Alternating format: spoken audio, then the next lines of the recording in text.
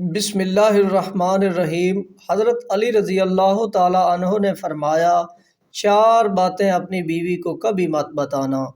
Number 1، کبھی بیوی کے سامنے رونا مت، چاہے کتنی بھی تکلیف ہو، کتنی بھی پریشانی ہو، چاہے اندر سے کتنے ہی ٹوٹ چکے ہو، لیکن بیوی کے سامنے کبھی آنسو مت بہانا، ورنہ ساری زندگی تمہاری بیوی یہی سمجھے گی کہ یہ مرد بہت کمزور ہے، اپنے جذبات پر قابو نہیں پا سکتا، چھوٹی چھوٹی چیزوں پہ اداس ہو جاتا ہے، لہٰذا وہ تمہیں کمزور سمجھنا شروع کر دے گی۔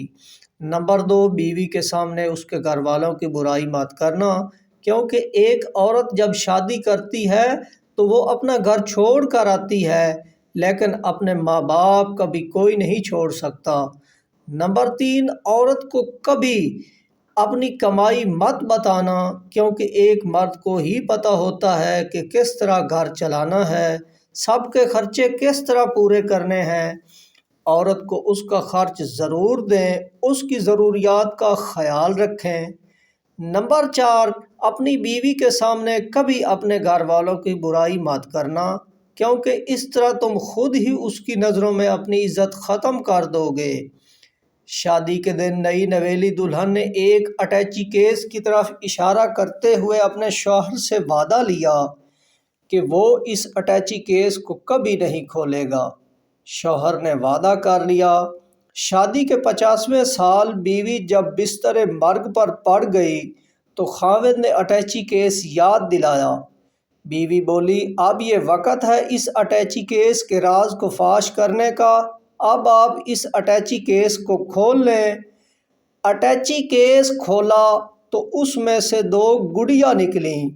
خاوند کے پوچھنے پر بیوی بولی، میری ماں نے مجھے کامیاب زندگی کا راز بتاتے ہوئے نصیحت کی تھی کہ غصہ پی جانا بہت اچھا ہے، اور ماں نے مجھے طریقہ بتایا تھا کہ جب بھی اپنے خاوند کی کسی بات پر غصہ آئے تو تم بجائے خاوند پر غصہ نکالنے کے گڑیا سی لیا کرنا۔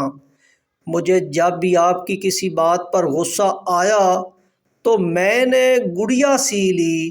خاوند 2 گڑیاں دیکھ کر بہت خوش ہوا کہ اس نے اپنی بیوی کو کتنا خوش رکھا ہے، کیونکہ بیوی نے 50 سال کی کامیاب زندگی میں صرف 2 گڑیاں ہی بنائی تھیں۔ محبت میں شدت معنی نہیں رکھتی، محبت میں عزت معنی رکھتی ہے۔ ایک ہوتا ہے کسی کو اپنی طبیعت کے مطابق ڈھال لینا، اور دوسرا ہوتا ہے کسی کی طبیعت کے مطابق ڈھل جانا۔ ان دونوں پہلوؤں میں انداز نرمی اور محبت والا ہو تو تب ہی رشتے بنتے ہیں، ورنہ جھگڑوں کے سوا کچھ ہی نہیں ہوتا۔